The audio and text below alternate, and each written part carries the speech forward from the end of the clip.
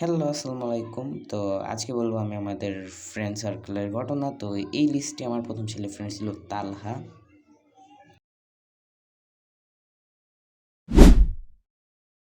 তো আমার ছোটোবেলাতেই যেন ফ্রেন্ডরা কিরম মনমরা হয়ে থাকলে আমার কেন জানি না প্রচুর ফান করতে ইচ্ছা করে ওদের সাথে। আর ওর সাথে আমি সেই জিনিসটা করতাম।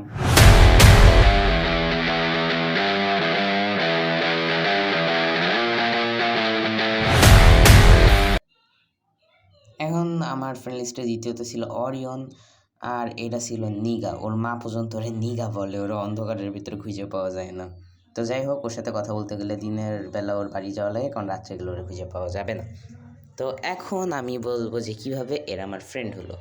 তো ফার্স্ট অফ অল যদি বলা হয় তালহার সাথে ফ্রেন্ডশিপের কথা, তো ওর সাথে হয়েছিল আমার তৃতীয় ফ্রেন্ডশিপ। আর ভাঙ্গে যায়, এখনও ভাঙ্গি নাই যদিও, বাট ও চলে গেছে আমার এইখান থেকে কথায়। তো ওর সাথে ফ্রেন্ডশিপ করাকালীন আমি ওর সাথে ফ্রি পাইলাম দুইটারে। ফার্স্ট অফ অল ছিল সিয়াম, ওইটাও ছিল একটা নিগা, মানে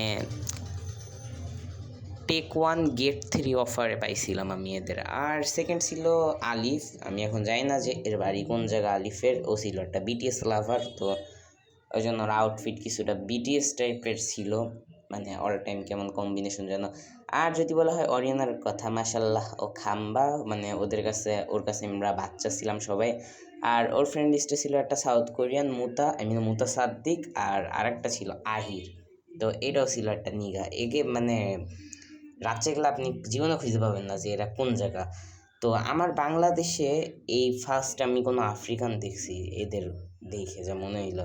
তো যাই হোক, তো আমার ফ্রেন্ড লিস্টটা ছিল মোটামুটি ফানিকর, মানে হাস্যকর এক কথায়।